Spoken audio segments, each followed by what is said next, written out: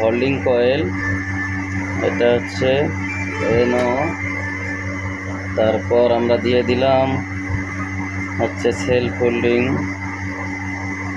এটা হ্যাঁ, তারপর হচ্ছে আমরা পুশ বাটনের অন সুইচে কানেকশন করব।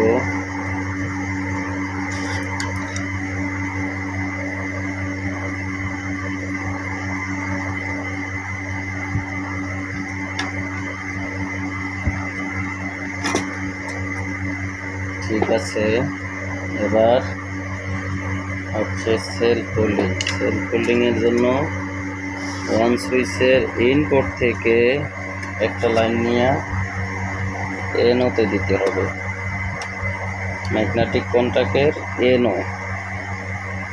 এই তিনটা হচ্ছে ফেজ 1 2 3, এটা হচ্ছে এনো। এটা কন্ট্যাক্টটা পুশ হলে লাইন এখানে পাস হবে, কন্ট্যাক্টটা পুশ না হলে লাইন এই জায়গায় থাকবে। ঠিক আছে, ওকে।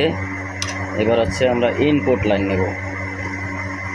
এটা হচ্ছে ইনপুট লাইন, এটা হচ্ছে মূলত অফ বাটন সুইচ, এটা ওয়ান বাটন সুইচ। আমরা এখান থেকে একটা তার এখানে নেব, এটা হচ্ছে মেইন লাইন। আমরা একটা 3টা ফেজ ঢুকবে, 3টা ফেজের একটা ফেজ দিয়ে আমরা কন্ট্রোলিং করব।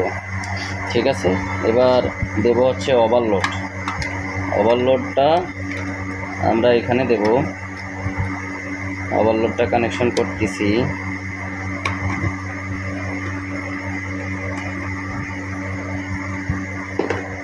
এই হচ্ছে মূলত ডল স্টার্টার। আমরা বাসা বাড়িতেও মোটর লাগালে ডল স্টার্টার কানেকশন করতে পারবো। ডল স্টার্টার সব দিক দিয়ে ভালো। ডল স্টার্টার থাকলে আপনার মোটরটা কারেন্ট গেলে আসলে অটোমেটিক বন্ধ হয়ে যাবে, কোনো সমস্যা না থাকলে আবার চালিয়ে দিবেন, সমস্যা থাকলে চালাবেন না। দেখা গেছে আপনার 3 ফেজের ভিতরে 1 ফেজ নাই, 2 ফেজ আছে। একটু এদিকে দেখার চেষ্টা করি। এটা হচ্ছে কন্ট্যাক্টের হোল্ডিং কয়েলের আরেক প্রান্ত, মানে একটা হচ্ছে A1, একটা হচ্ছে A2। আমরা নিউট্রালটা এখানে দিলাম, এখানে লাগিয়ে দিলাম। আমরা মূলত নিউট্রালটা আসবে এখানে, ইন হবে এখানে, এটা দিয়ে আউট হবে, হোল্ডিং কয়েলে যাবে। কোনো সময় যদি মোটর ওভারলোড নেয় তাহলে এই নিউট্রালটা ডিসকানেক্ট হয়ে কন্ট্যাক্টটা মানে ছাইড়া দেবে। ঠিক আছে, এই তো মূলত কাজ। আমরা এখন চেক করব।